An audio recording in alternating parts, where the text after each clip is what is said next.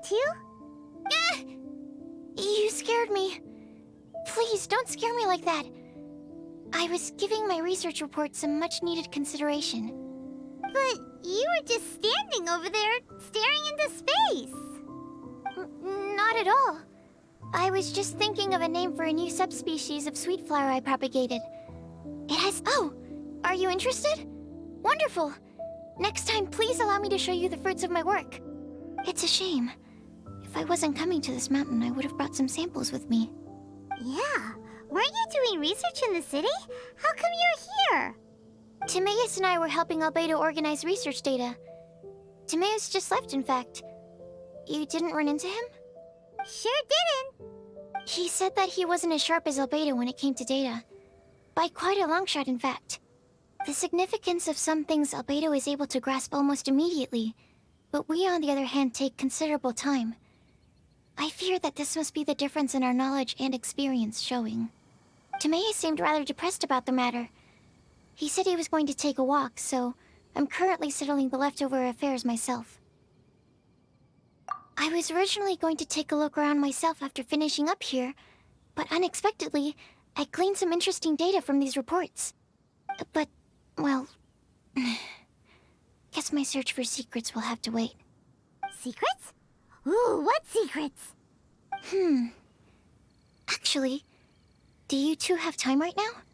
Don't have anything on us but that.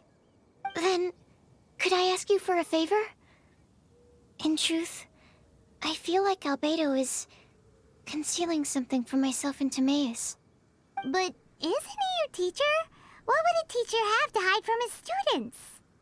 That's true, but I feel like he's always hiding something. It is my personal guess that it is some great secret of alchemy. Wait, how are you so sure? Timaeus and I are both passionate researchers of alchemy.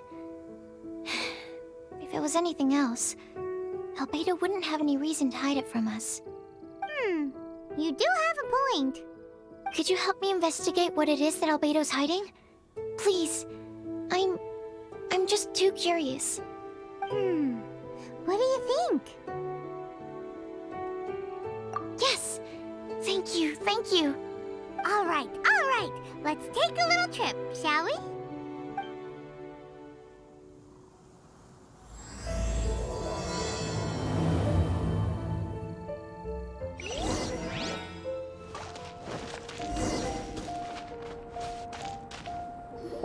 Albedo!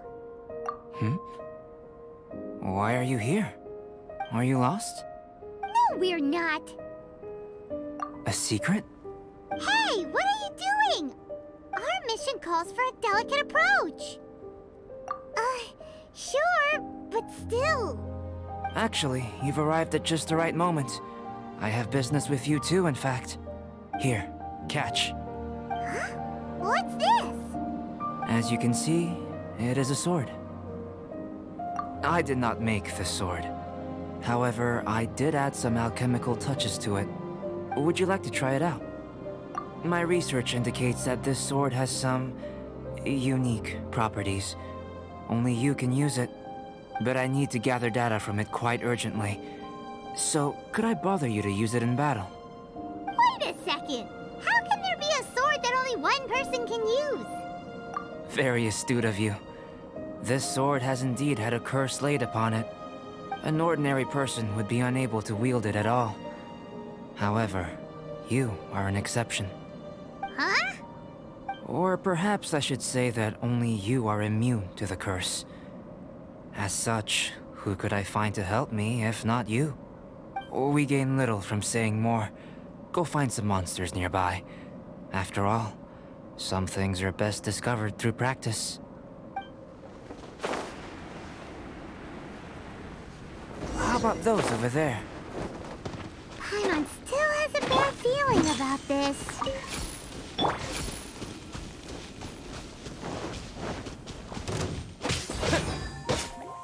I'm going in! No escape!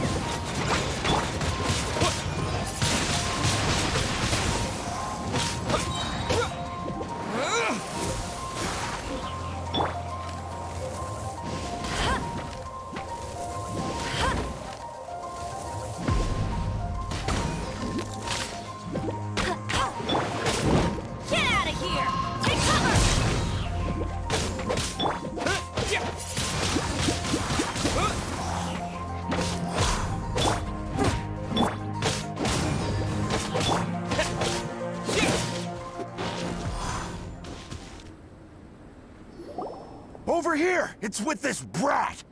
Give it back, you thief! Treasure hoarders? There are treasure hoarders in a place this cold? Enough talk! Hand it over! Watch out! Big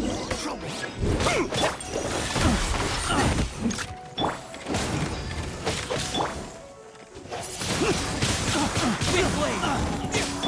Spirit blade!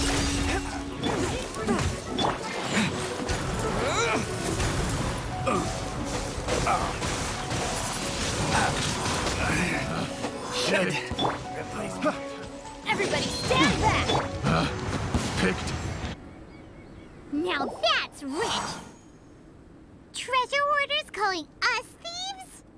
They certainly arrived quickly. Goodness, no. They seem to have been talking about this sword. What's going on? Why are you looking at me like that? Of course I didn't steal this sword. Not long ago, the Knights caught a band of treasure hoarders outside the city. The goods they were smuggling were also impounded. This sword was one of those items. We believed it to be stolen plunder, but no one came to claim it.